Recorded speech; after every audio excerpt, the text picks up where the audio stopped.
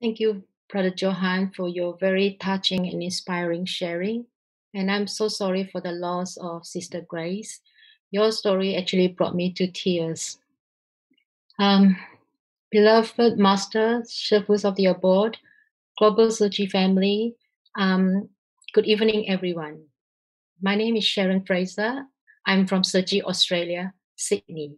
Today, I'm going to share with everyone my story on why I walk the surgery path in every moment of my life and how Master Chen Yan's teachings have transformed my life.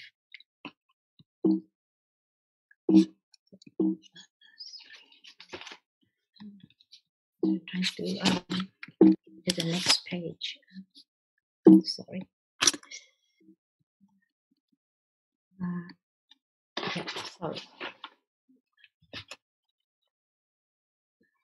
Firstly, a bit about background about myself. I'm married to my home brother Robert, a mother of 4 children and 3 dogs.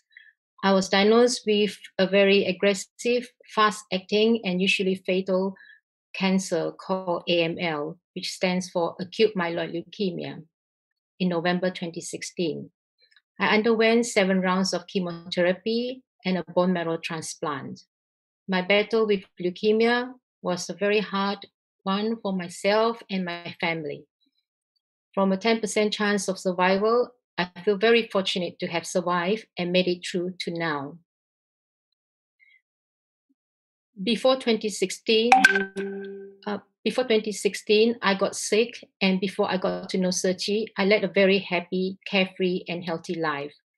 Besides looking after my family, I volunteer a lot, for example, at the school canteen and local library.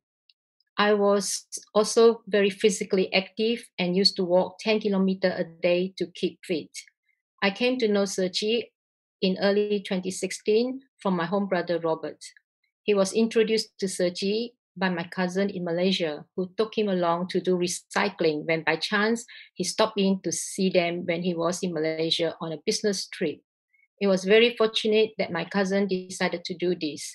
Otherwise, we might have never gotten to know Serchi. We joined Serchi Australia and started involving ourselves in their activities. Later that year, Brother Robert and I decided to join the entrepreneurial group to Hualien to find out more about Serchi. In the few days at Hualien, I was totally touched beyond words to know that Serchi, as a charity organization, did so much good work, helping so many people around the world and transforming so many people's lives. Without second thoughts, my home brother and I vowed to follow Master's footsteps to carry out Master's good work in helping and relieving the suffering of others. When I got back to Sydney, I began to participate in Serchi activities such as delivering bread to vulnerable people, doing recycling and tree planting to help the environment, singing with the choir at places such as nursing homes for the elderly, helping with the kitchen duties, seeking donations to support Serchi's mission, attending Dharma class, and joining in all other activities that I could. In November 2016, coming towards summer and Christmas, we were very busy preparing end of year Christmas party for the autistic children who attend special classes at Serchi Sydney. But Robert and I baked over 200 cupcakes for the Christmas party. It was a very joyous and happy time. However, I was very tired and felt a bit sick during that period of time. But I thought that it was due to being so busy, so I didn't think much of my tiredness and fever. My daughter booked me in an appointment to see a doctor when she saw that I had bruises all over my body, with frequent nose and gum bleeding and having a continuously high temperature for the past few weeks. I told her I'll go after the Christmas celebration with the autistic kids.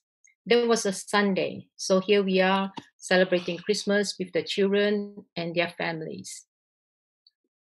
This is my home brother Robert dressing up as Santa Claus, giving out presents to the children. I was with the choir group singing Christmas carols to the children and their families. My children were volunteering too. They were helping, looking after the children and serving foods to their families. There are a lot of other volunteers that helped that day, and it was really a very happy day. I was very tired, but I was very happy that day that I forgot about my temperature and so on. The next day, I went to see my doctor. When my doctor saw me, she had immediate concern about my condition, and she ordered a large number of blood tests and expedited getting the results. At this stage, I was still blissfully unaware anything was wrong. I saw the GP midday and thought nothing more about it. However, at 7 p.m. that night, I got a phone call, and that changed my life. It was my doctor who was so worried about my conditions. She had stayed at the clinic until she received the results. She told me that I had cancer and I had to immediately go to the emergency department at the hospital where they would be expecting me. I rushed to the hospital and was put into isolation. My test followed at 10 p.m. that night, and I was told I did indeed have cancer, that it was a bad type of cancer, AML, acute myeloid leukemia, and I needed to start chemotherapy right away. If I had seen the doctor even a few days later, it have been too late to even do chemotherapy, as AML usually causes the patient to die within just 6 to 8 weeks without treatment, and that I already had it for 3 to 4 weeks. In that instant, my life changed completely. From looking forward to Christmas, there was a chance I wouldn't live to see Christmas. My doctor couldn't believe I attended a Christmas event the day before, considering my iron levels, red blood cells, platelets, white blood cells, neutrophils were all down to almost zero. I had no immunity to bacteria, and it was fortunate that I hadn't already contracted infection for mixing with so many people. I guess my strong mind and determination of wanting to celebrate the events with all other surgery volunteers, with one big family, gave me the strength, give the strength to me and my body to keep going. I spent the next 170 days in hospital fighting for my life. While cancer and leukemia can affect anyone, I never thought it would affect me. Life is impermanent. I remember reading the book of the Sutra of the Eight Realization, and the first chapter was Life is impermanent. And how so very true. That very night, my mind was so clouded with so many uncertainties and worries. My battle with leukemia was a long and hard one. Everything that could go wrong did, every side effect that could eventuate, I experienced. I was dealt an early blow learning that I had an uncommon type of AML, which is called FLT3, which is unfortunately is one of the most deadly forms of leukemia with the poorest survival odds. The cancer treatment made me really sick. My whole body was covered with rashes. My skin became tender, bumpy, irritated, and itchy. I felt really nauseous, uncomfortable, and very much in pain. I was allergic to and had adverse reactions to many of the medications, which made it more difficult for me and the medical team. I was feeling very confused at the time, as I couldn't understand why this happened to me. Everything came so suddenly, and it was a shock to me. And I couldn't help thinking that though my kids are not young, they are not big either. They were still all at school. Who is going to cook for them? Who will transport them to school activities and so on? Besides my home brother and 4 children, Sergi families were the first to know of my diagnosis. From the very first day, Sergi brothers and sisters have been supporting me and my family. My first visitor on my first morning at the hospital was our own CEO of Australia. I was so touched. After that, my family and I received tsunami of support from Sergi. I will always be very grateful. I felt so relieved that I had this one big family by my side and that I'm not alone. Though I found it hard to accept that I was sick at the time, I tried to calm myself by remembering what Master always said. Remember to smile. Smile even when you are sick. Be a happy patient. Be determined to live. Have courage and have faith in yourself. I remind myself with those words every day. This is a picture of Sergi family from far and near came to support me. On the right hand side, there's the picture of my cousin and her husband, and they are the one who introduced us to Sergi. At this stage, I was bleeding excessively, so needed regular blood transfusion. However, this didn't work. It turns out I needed blood that had matching platelets to me. And this is not easy to find, as it turns out that there are only 5 compatible donors in all of the 8 million people in New South Wales. I still remember at Christmas, none of these donors were available. So a donation had to be brought in from another state, Victoria, and was given to me at midnight. My doctor told me not to move from my bed, as a fall could be fatal. I was so weak that I couldn't even hold a glass of water or open my mouth to drink water. All I could remember was that I was waiting anxiously for the blood donation to arrive. At midnight, I could hear a helicopter arriving at the rooftop of the hospital. And next, the nurse running to my room, calling, Sharon, the platelets have arrived. The platelets have arrived, and asked me to stay awake. It was that crucial, as without the platelets that night, I might not be able to make it to the next day.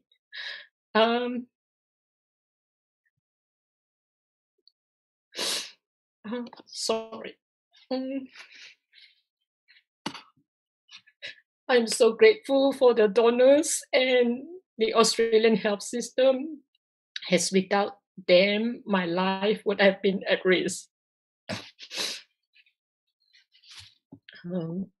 Sorry. I couldn't eat and my body weight dropped significantly.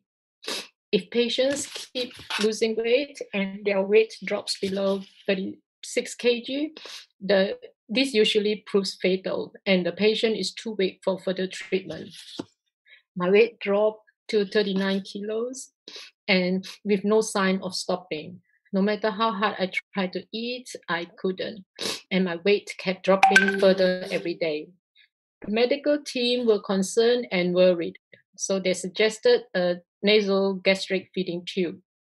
Having a feeding tube is very uncomfortable, but it did work and prevented any further weight loss. I was tube fed the whole time during treatment. There was a picture of me with all the tubes, oxygen, food, medications, you name it. At this point, I was completely dependent on all these tubes. On top of these were up to 25 pills a day of oral medication, daily blood tests, scans, x-rays, biopsies, you name it. Through this all, although it was hard, I did my very best to stay positive and keep smiling. Though sick, I did not forget master's teaching. I kept attending this online Dharma class. It is so fortunate that online classes started just a few months before I was in hospital. I got my doctor's permission to attend the class every Saturday morning, and through Dharma, I felt courage, peace, faith, and strength to carry on the battle. I know all Sachi family from near and far pray for me, gave me the strength and courage to fight this sickness. On days when I felt too much pain to bear and thought of giving up, My Saji family here gave me the strength to overcome the pain and suffering. I am forever grateful to you all. Dharma also helped me come into a lot of realizations that life is impermanent. No one lives forever. Our life exists in a periods of time, and death is also beginning of another new life. At this point, I was informed that the chemotherapy had not worked. It could reduce but couldn't kill the cancer. Time was running out fast, and it was just a matter of time before the cancer would increase to fatal levels. Because the chemotherapy didn't work, my chances of survival dropped to around 10%, or could even be less than 10%. Out of desperation, the medical team suggested a combination of extremely high doses of chemotherapy and the use of trial drugs. Trial drugs are those that haven't been used on patients before and aren't approved for use and are only used as a last resort. At that time, I knew my life was online if it didn't work. Doctors told me that the trial drugs, instead of helping me, could have the opposite effect. And at any time, I had to prepare for the worst. I was the first person in New South Wales to try these drugs. There was really no choice. I knew I had to proceed and could only hope for the best. A time of crisis is also a time of great awakening. Not knowing whether I'll live to see tomorrow made me realize how precious life is. Many people think that even if today is wasted, there is still tomorrow. And tomorrow is wasted, many more days to come and remain. I realize now that life is impermanent. Although we are safe and sound today, we don't know what tomorrow will bring. So I continue to encourage my home brother and children to carry out on volunteering while I was in hospital. I told them there was no need for them to be by my side. The doctors will look after me, and I'll be happier to see them continue carrying out my volunteering work and their volunteering work. So my son and brother Robert continue with the delivering the bread, and the children also help with recycling and cleaning up. Master say, with a pure heart, we can focus on our initial aspirations and make vows. I have also been helping an orphanage in Malaysia for many years. And every year, one or two of my children and I will go to Malaysia to give the Christmas presents to the orphans and the vulnerables.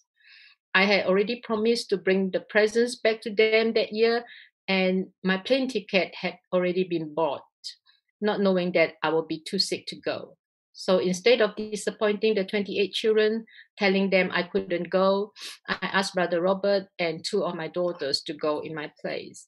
So they all went to Malaysia to deliver the presents to the children at the orphanage during my treatment. The day that they left on the plane to Malaysia was the day my first dose of trial drugs started. Master always say, a bodhisattva love has no limits or border. It can accommodate the whole entire universe. A bodhisattva loves all living beings without asking anything in return. If you are idle, you will degenerate. I didn't want to be idle. Though physically I couldn't be there to deliver the Christmas presents, I insisted my family to go on my behalf. Knowing that my chance of survival was at best 10%, and with so many setbacks, there were moments I was scared. When this clouded my mind, I either clear my mind by chanting or remind myself of Master's words again. Master said, it is important to have the right view. If we attentively study the Buddhism teachings, then we do not need to worry or fear about whether the treatment could save my life or not. Even when my soul and conscience leave this body, I shouldn't be scared and worry if I have done nothing evil or wrong. I was more determined to live actually, and promised to take the presents back to the children at the orphanage the following year. I also wanted to attend my children's graduations, universities graduations, see them get jobs, get married, and have their own kids. There's the at the start of the trial drugs. I say to myself, when life gives you something that makes you feel afraid, there is also when life gives you a chance to be brave. Master always say, with our love in our hearts and abiding in the true Dharma teachings, we shall definitely journey through the right direction in our lives. Accept what comes along, and we always live in the land of joy. The trial drugs had adverse side effects as well. My hand and feet felt like they were burning from inside out. To explain it, it is like putting your hand on fire, like being in the hell realm. I suddenly felt awakened. I was not angry. I just realized that the sickness actually chose me. I'm the one to have to go through all this pain and suffering. And with this pain and suffering, I will know now that, uh, what it's like when others are in pain. I can go back and help them relieve their suffering. Now I was even more determined to fight this battle than ever. I celebrated my birthday with my family in the ward. There is Brother Robert and my 4 children. And this is me and my family celebrating Christmas Day in my room. Though I couldn't go home for Christmas, it feels the same like every other year because my family are all by my side and we open presents and have our Christmas lunch together. I also celebrated New Year at the hospital, and there's me watching the fireworks at Sydney Harbour Bridge from the ward with my daughter. I'm grateful to my home brother, my family and friends who was there by my side to support me during this course of this battle. It was New Year 2017 and I was still at the hospital. I applied for a few hours leave from my doctor to go back to Sergi to wish Master New Year and to wish all my Sergi families a Happy New Year. It was so great to meet everyone, though at that time I was still on chemotherapy and trial drugs. I was a bit worried, but I wasn't scared. And finally, the chemotherapy and the trial drugs did their job, and I was ready to have the bone marrow transplant. I was very hopeful that things will get better. Everyone was confident that I would find a suitable donor. Then I received more devastating news that despite a worldwide search of 30 million donors, including the Sergi bone marrow registry in Taiwan, there was no match. My doctor said that was very rare, and that was a setback to myself. My last chance was my brother Aaron, who lives in Malaysia. The odds that he would be a match were infinitesimally small, but thankfully, he agreed to be tested. After an agonizing 10 weeks, we found out that actually he wasn't quite a perfect match. If a donor isn't a perfect match, the chance of the body rejecting the donor cells is very high. And in severe cases, rejection can also cause the patient to die. Despite this, the doctor decided that we had no other choice, so agreed to proceed with my brother as a donor. I cry and cry with relief. I'm very grateful to the doctors for agreeing to proceed and for my brother to agree to donate. That very moment, I also learned that your bone marrow can actually save a person's life.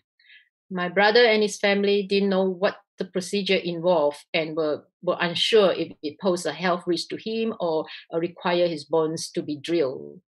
This is not the case, as the process of donating stem cells is the same as giving blood, just a tube taking blood from your arm. No drilling required. To put his mind at ease, Sergi Malaysia stepped in, arranging a doctor from TIMA to talk to him and patiently and fully explain to him the whole procedure. Thank you, Sergi Malaysia, and thank you, TIMA Malaysia. Mm, we are indeed one big family. Throughout the treatment, I seem to have all the adverse reactions and bad outcomes. But despite everything, miraculously, I managed to get through. It seems like at every step, I had to go through the hardest way before I could get good results. It was very exhausting physically and mentally. Through this journey, all my children and many of my friends have become regular blood donors and are listed on the bone marrow registry. This is a picture of Brother Robert and my children donating blood. At Sergi, we also encourage everyone who is able to sign up and to become bone marrow donor. In Australia, getting on the registry only requires one extra tick on the form in a regular blood donation appointment and can potentially be all the difference between life and death for those with leukemia. When you become a bone marrow donor, your donation is usually the last chance for life for someone like myself. The process is very simple. A sample of your blood is collected and it is stored on a database until it is needed. If it matches with a patient in need, you will be contacted. In Australia, anyone between the age of 18 and 50 who meets health guidelines and is willing to donate to any patient need is able to join the registry. Imagine how fortunate you will be if out of 30 million people, your blood is the one that can save another person's life. So here I take the opportunity to encourage everyone who is able to start to continue to donate blood and register as bone marrow donors, as they are absolutely integral in saving the lives of people worldwide.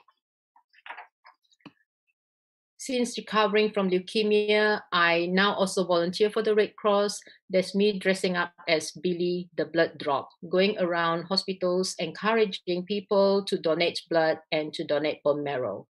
Who knows better than myself, who literally survived on donors' blood and donated bone marrow? I was very happy that day, even though wearing the mascot for a whole day was very heavy and hot.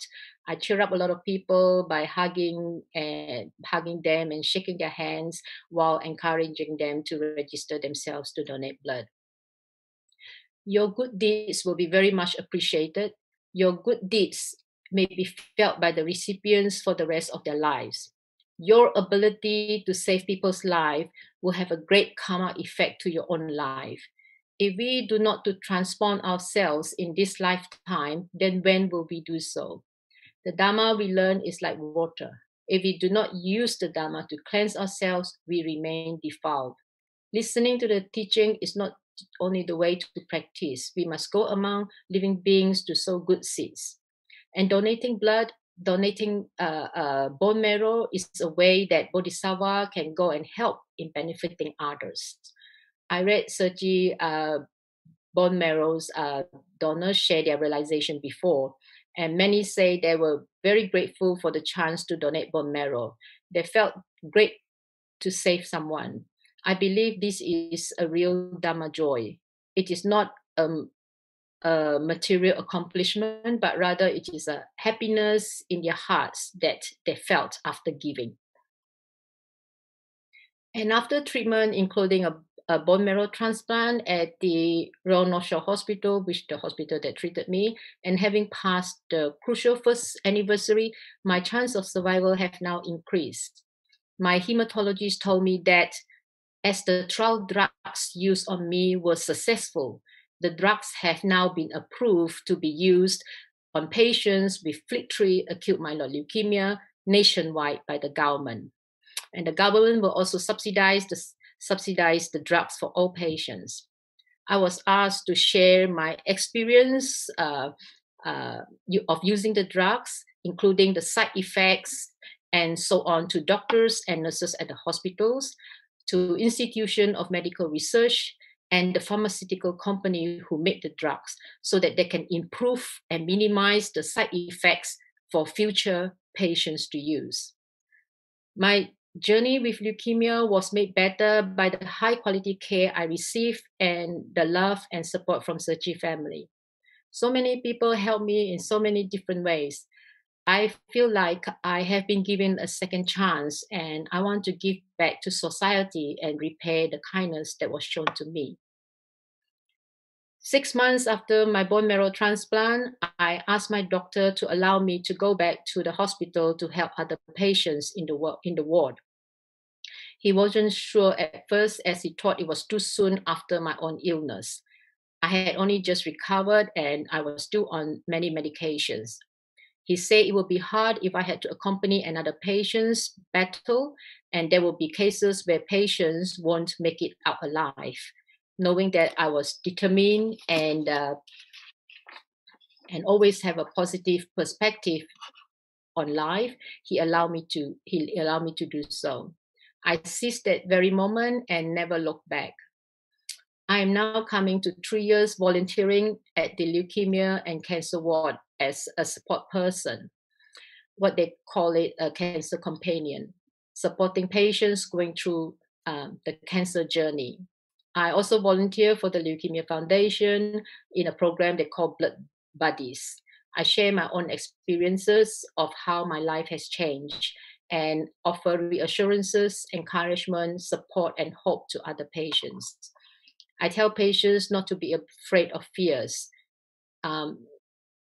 They are not there to scare you.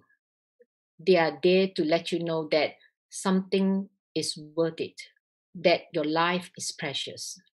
Courage doesn't always roar. Sometimes courage is just a quiet voice whisper in your ears saying, yes, I'm not afraid anymore. Yes, I can beat this sickness. And yes, I'm brave. This is a picture of me at the annual Australian Leukemia Foundation Light the Night event to raise awareness of leukemia. There was me holding the white lantern. People who have been impacted by leukemia walk with different color lanterns. Different colored lanterns have different meanings. I walk to reflect my own journey with leukemia and to support those who are diagnosed with cancer and those who have lost their loved ones to cancer. I'm very lucky, as you can see in the picture, there's a big group of us and they are all my supporters, friends, and all my friends that supported me. At the end of the walk, everyone was asked to raise their lights and then their color was called. Blue lanterns show support for those affected with blood cancer. And there were many of them. As you can see, there are many blue lanterns. Yellow lanterns are for those who have lost their loved ones. It was quite confronting to see just how many yellow lanterns there were. White lanterns are for those who have been diagnosed or survived the cancer. And there weren't many white lanterns at all. And at that moment, I suddenly realized how grateful I am to my doctors and bone marrow donor who saved my life. I just couldn't control my tears. I just felt, I felt so blessed. As you can see, there are really only a very handful of white lanterns, a handful of survivors of this leukemia.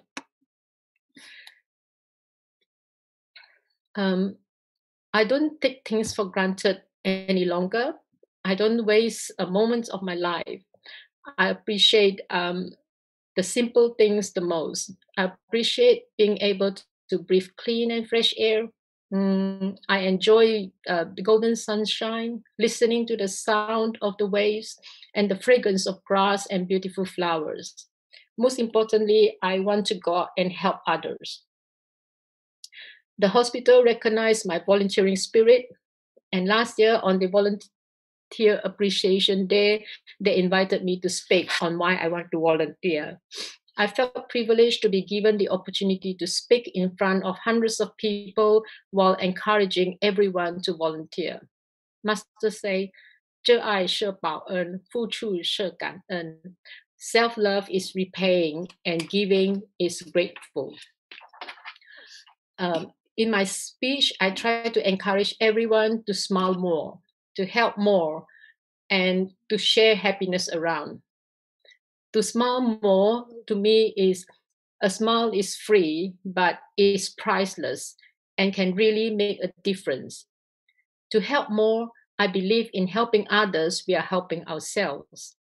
Share happiness around. To me, happiness is infectious and is probably the only infection anyone ever wants in the hospital. The more I help, the more opportunities have arisen to help more. And just recently, I was also asked to help the Cancer Council New South Wales with their new patients booklets on cancer and how to cope with cancer.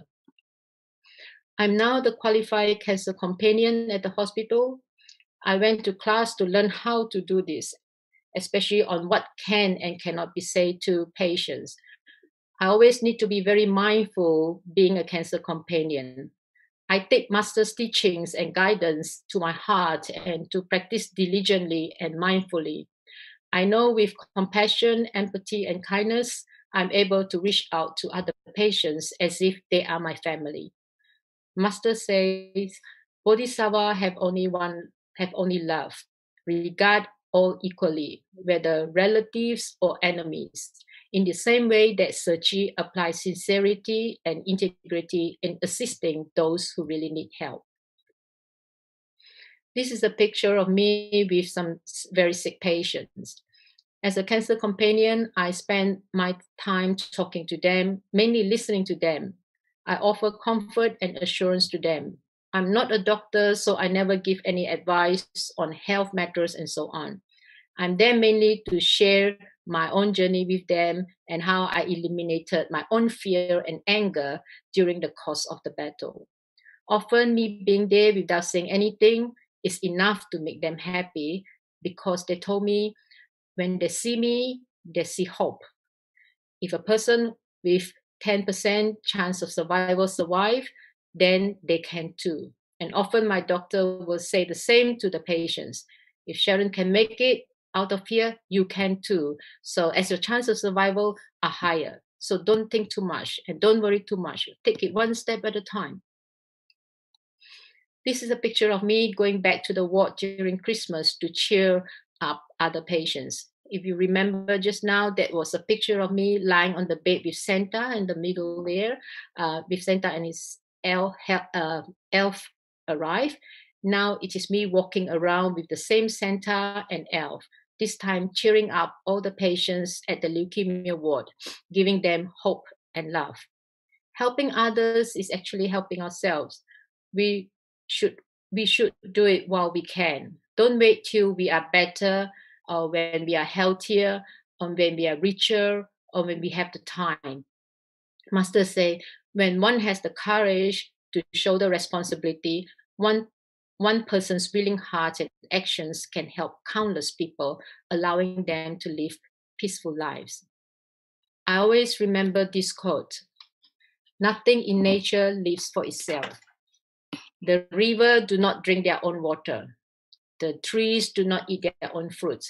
The sun does not give heat for itself. The flowers do not spread fragrance for themselves. Living for others is a rule of nature. We are all born to help others, to benefit others. With this in mind, I'm walking the Sachi path with true joy every moment of my life. Before I was sick, I was doing different volunteering such as bread delivery, kitchen duties, choir. During the period when I was sick, though I couldn't physically do volunteering, but I encouraged my family to carry out volunteering work at Surgery. Now I'm well, I volunteer as a cancer companion to patients, pushing trolley around the ward to offer books, magazines from the library for patients to read, and volunteer at Surgery, delivering meals to the homeless and vulnerable, being a translator with the Kaohsiung team, and translator in our own Australian team. And I'm still in the choir group performing to hospitals and aged care homes. And I take time to attend Dharma class and participate in any other activities as and when I'm available. Though the type of volunteering is different from before, but the reasons of my volunteering is still the same. This is a picture of me raising money for schools in Africa and promoting vegetarianism to mitigate global warming, nurturing compassion towards animals, save their lives, and reducing collective negative karma. As more people in the world become vegetarians, the global temperature will be reduced. The extreme weather events we have been experiencing will also be less severe. And most of all, weather-related disaster will decrease in number. There will be less harm done into the planet. This is a picture of me with the Sachi choir group and bringing the choir to perform to sick patients at the same hospital which I was treated. I often take interest in patients' hobbies. If a patient like music, I sing songs for them, and sometimes I sing with them. I learn Sachi songs from the choir group, and most of the time I sing these songs to cheer them up. This is a picture of me and brother Robert planting trees as part of our Sachi activities to save the planet. Since 2005, from monthly planting locally, Sachi have planted more than 30,000 trees in Sydney itself. The earth is our home. Planting trees would slow down the planet's warming, restoring our ecosystem. This is a picture of me and other brothers and sisters making mooncakes, spreading Sachi spirits of love and raising money to a supporting Sachi mission. And this picture are special to me. As you can see, some of these sisters who are there, they are actually the sisters who have looked after me when I was sick at the hospital. This is a picture of me helping with the free dental fair. Australia Sachi provide dental care to less fortunate people yearly. So many people benefited from the care that Sachi provided. I'm very grateful to be in Sachi because through Sachi, I could reach out near and far to help others. This is the Government Educational Conference at Sachi Sydney, and Sachi Sydney was the only charity organization invited to attend to promote recycling at the University of Technology Sydney. We took this opportunity to educate people about environmental protection, reduce, reuse, recycle, refuse, and repair. And we we were promoting a lifestyle of sustainability and consumption to build a society through the effective use of resources and materials. And this, we also went fundraising for the bushfire victims. The 2019-2020 Australia bushfire season, also known as the Black Summer, was a period of intense burning in many parts of Australia. A total of 3,094 houses had been lost and 2,439 homes had been destroyed in New South Wales. Over 17 million hectares of land had been burned across the country. This is an equivalent to a size of 4.7 Taiwans. A total of 33 people were killed and 9 firefighters lost their lives in helping to save others. Over 1 billion mammals, birds, and reptiles were lost. This excludes insects, and the loss of which has been reported to be in the hundreds of billions. It was a very sad day to us all. To me, it's also a day of awakening. People were very upset when losing their homes, but most importantly, losing their precious belongings that hold lots of memories. We should hold every moment precious and help as many as we can. A little hug can give so much joy. A simple act of kindness can stop a million tears. That's me with the Kaohsiung translating team. We translate the weekly online book sharing every Wednesday, where Sachi volunteers from all over the world share a wide variety of topics in interesting formats. When I first joined Sachi 4 years ago, I couldn't speak Mandarin well. But over time, I picked up the language through speaking to all brothers and sisters and listening to Master's teaching. So when I was asked to be in the translating team, I just say yes, even though I was very, very nervous with this task as I have never done it before. Master always say, seize the opportunity and just do it. With that in my mind, I assumed the role. And now, not only am I doing translation for the Kaohsiung Book Club, I also doing translation for our own Australian translation team. Being in the translating team, I have improved myself in Mandarin as well as my own confidence.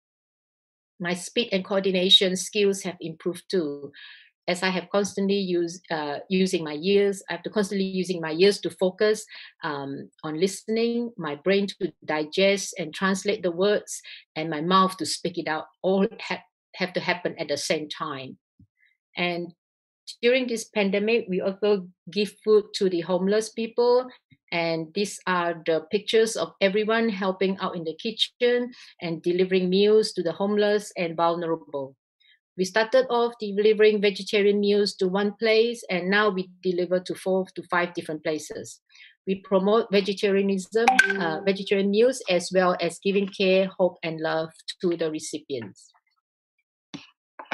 I also help to arrange the donation of face masks and hand sanitizer to around 17 hospitals in Sydney. This is the picture. This is the picture is the hospital that I was treated in, and being able to go back to with Serchi to donate face masks to them means a lot to me, and also means a lot to the hospital itself. They are very grateful to Serchi help.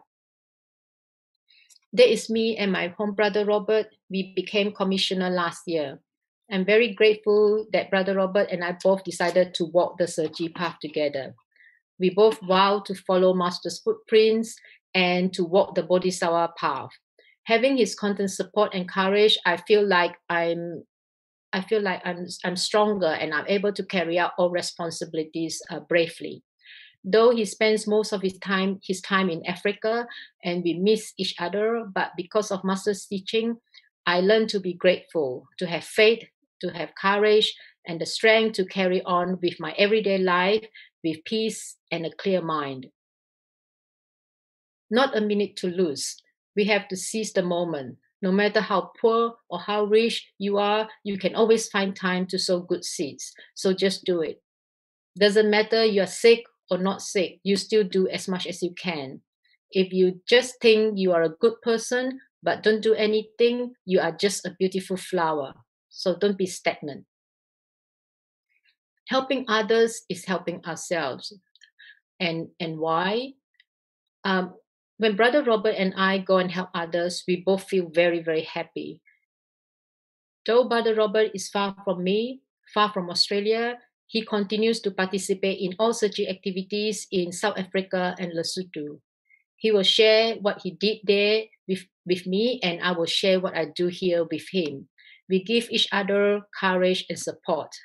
I feel connected to Serchi Lesotho and Serchi South Africa through Brother Robert. Doesn't matter where you are, you can still do Serchi because we can all still be connected. Masters say it is important to plant blessed causes and creating blessings among people.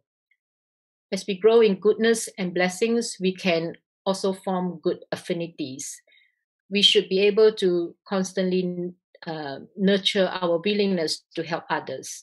Even if resources are scarce, as long as there is mutual love, we can support one another to overcome difficulties. And that will make us most happy. For me, when I see patients, I feel how blessed I am to be able to be the one not receiving care, but the one giving care. When I see patients smile, I smile even more because I could make them smile. Even for that moment, that smile helps take away the patient's suffering and pain. Some patients refuse to open their windows. Their room is always dark because they felt like life is so lousy. They were in so much pain going through chemotherapy, and that they don't want, I don't have the will to live anymore.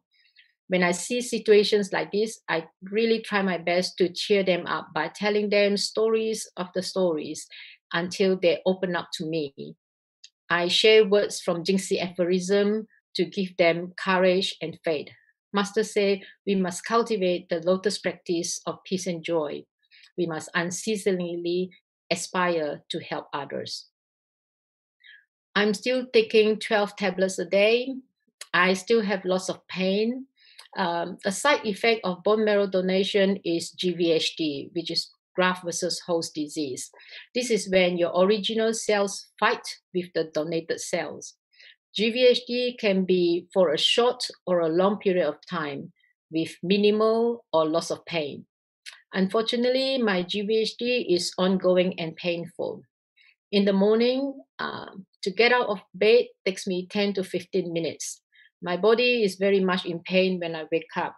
I couldn't just turn left or right or jump out of bed like other people. I have to move slowly. However, once I start moving, I'm all right. I also can't sit at one spot for too long. My bones just get too painful to move again. By keeping myself busy volunteering and learning Dharma, I don't have time to feel the pain. I'm always on the move and time passes very fast. I forgot I'm in pain when I'm talking to patients. I forget I'm in pain when I'm busy doing translation or when I'm busy delivering meals to the homeless and vulnerable people, or when I'm busy attending master teachings of Brother Joe's Dharma class. Master say, though suffering, yet joy in suffering. Though maybe the voice is not loud enough, yet still need to be shared. The pain is replaced with joy and happiness. Though the pain is still there, I still take medication, but as my mind is so occupied with something else, I forgot about the pain. I'm seizing every moment to do good deeds, not every moment to cry and feel sorry for myself. Do not waste a single second. Use this lifetime to become familiar with the Buddha Dhamma, as that is the way to attain wisdom. The Dhamma teachings will purify our minds and lead to growth in our wisdom. I'm always very grateful to everyone who helped me through my difficult journey. I handmade these 1,000 paper cranes for all the doctors, nurses, and healthcare staff at the hospital who cared for me when I was sick, as a way of saying thank you to all of them. For that, I want to give back. I want to give back to society. I know that balancing family life, work, and volunteering has its challenges, and often we put volunteering as the last on our list. Time is so long. A day, there is 86,400 seconds. Time is fair to every person. Some people might say they don't have time to help others. They don't have time to volunteer. How we use time is actually very subjective. There is no fast or slow way. There's no fast or slow in time. Actually, everything is created in our mind. We either use time to benefit ourselves, or we can use time to benefit others, or we can simply just idle away the time. How we use our time is entirely up to us. I hope today I can encourage everyone to reverse the list. Instead of putting volunteering, benefiting others at the bottom of our to-do list, let's put helping others, volunteering as top of our list. Helping others brings so much happiness. To me, it opens up a purposeful and meaningful life. These are happiness and smile that money cannot buy. It helps me mentally, help by building up my confidence and a sense of belonging. It helps me physically, as it makes me healthier as I physically go among people, lending my helping hand. Thus create a feel-good cycle, and knowing that I can benefit in the community. It also helps open up the door for me to meet people of all walks of life. I get to connect with them and build good affinities with them, and most importantly, spread love and sow good seeds. Ever heard of the word emotional contagion? As the name suggests, it is contagious. When two people catch it, they tend to match up emotionally.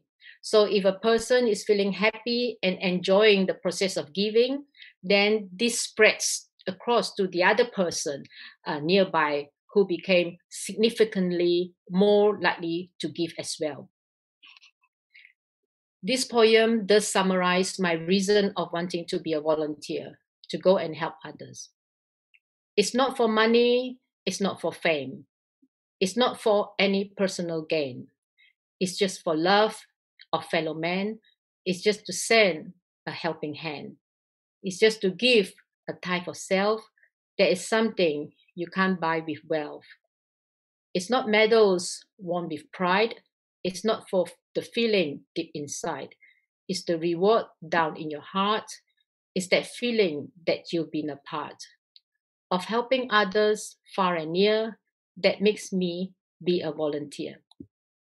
For all the patients I visit, I always leave a jinxie aphorism on their whiteboard in their room for them to look at and ponder after I have gone. One jinxie aphorism that I use a lot at the hospital for myself and for giving courage to patients is this one. Never lose courage, never lose faith. Nothing in this world is impossible when you are determined. Master says, in the past, I have always asked for nothing. For 50 years, I'm giving myself. I only ask for one thing now, and that one thing is unity and harmony. And why so? Because Master says, only through unity and harmony, there will be true peace and prosperity in this world.